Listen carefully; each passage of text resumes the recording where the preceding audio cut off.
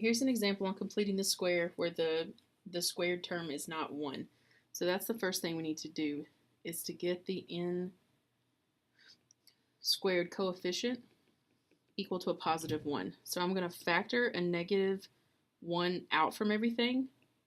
So I'm really just going to pull the negative. So n squared, then it's minus 10n, and then it's plus 9. So we have the n squared coefficient 1. Now I'm going to pull away or split apart that c term. In this case, it's a positive 9. So I'm going to use some brackets here. So I've got n squared minus 10n. Leave a big space, and then put the plus 9 on the outside. Now I'm going to find that 1/2 of b and then square it, this magic number here. So if I do that, I get half of negative 10 is negative 5. Negative 5 squared is 25.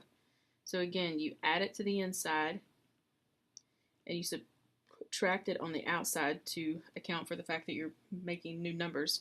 So I'll put plus 25 here, minus 25 there.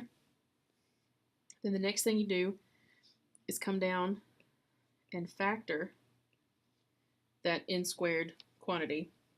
So n squared minus 10n plus 25 should perfectly factor using that, the half of the middle term, the half of the b term. It should factor into n minus 5, which is just n minus 5 squared. And then don't forget about that quantity on the end and any negative, the negative that we brought out front. So that comes down and you get negative 14. Nope, 16. And then the negative that we had was a negative over all of it. So if we go back through and redistribute whatever it was that we factored out to begin with, we have negative on n minus 5 squared plus 16. And there you have completing a square for that given quadratic.